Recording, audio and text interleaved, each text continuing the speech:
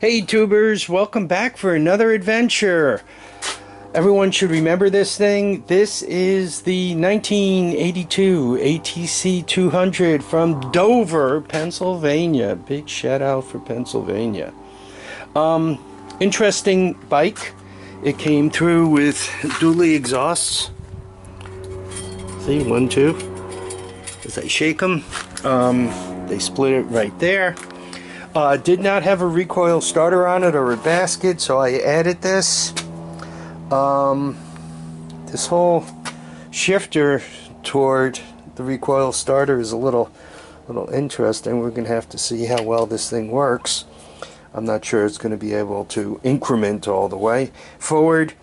Appears to be low mileage and halfway decent shape. So let's give it a start. Let's see what she looks like. I just put new batteries in my portable 12 volt CDI system. Seemed that the batteries weren't very good. It was kind of popping and stopping, so put new ones in. Hopefully it'll be better behaved. You guys could see how it's all hooked up. These are the wires from the pulse generator.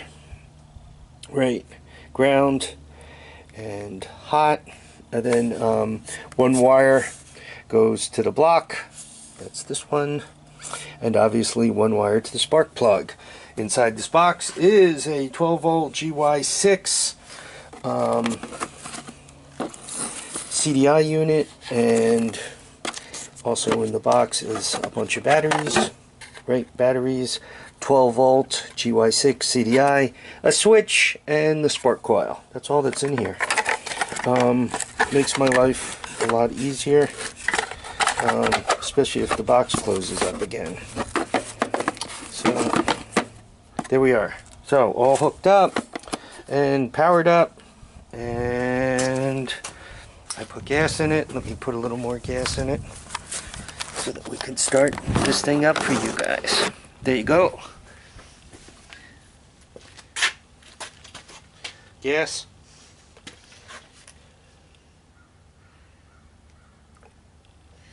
Okay, seems to be good.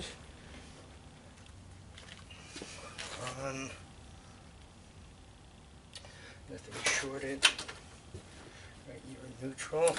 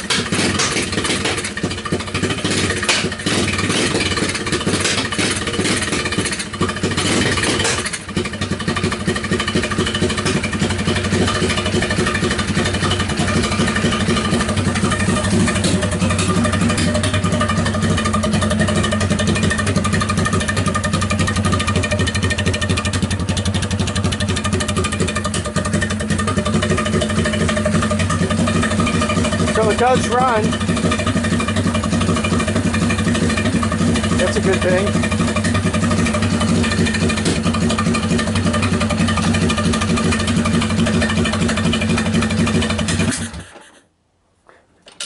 I think it'll move too.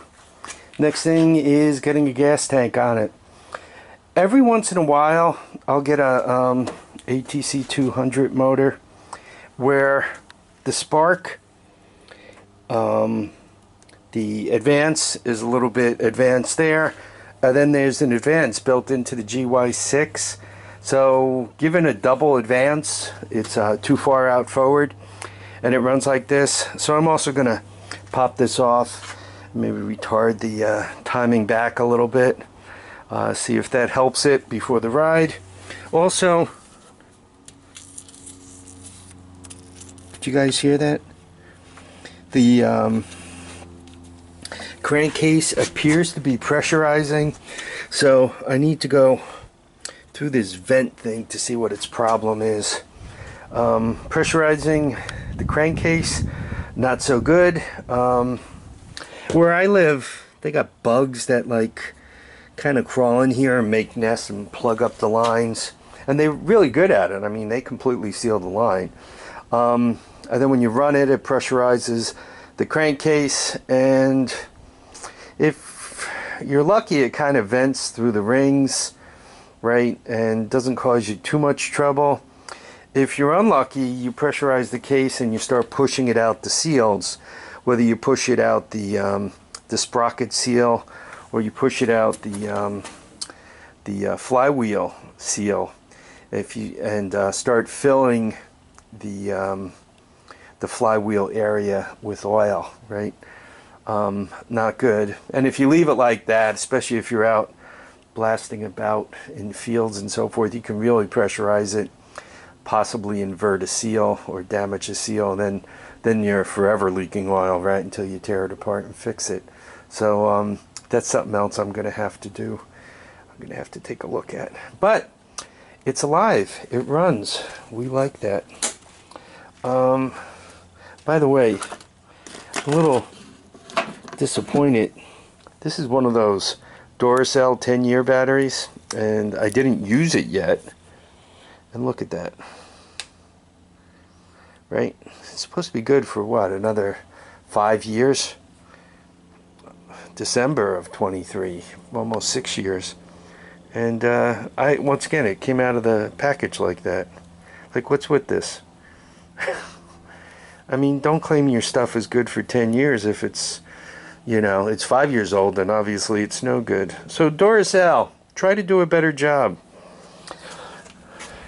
Alright, everyone, I want to thank you all for watching, commenting, and subscribing. Remember, feet down, heads up, and get out and enjoy each and every day, especially if it looks like this. If you need to get some vitamin D in your blood, you know, take off your shirt like a certain dictator who likes to ride horseback without his shirt on, and go stand in the sun for a few minutes. Absorb some of that vitamin D. Okay, take care now, folks. Bye.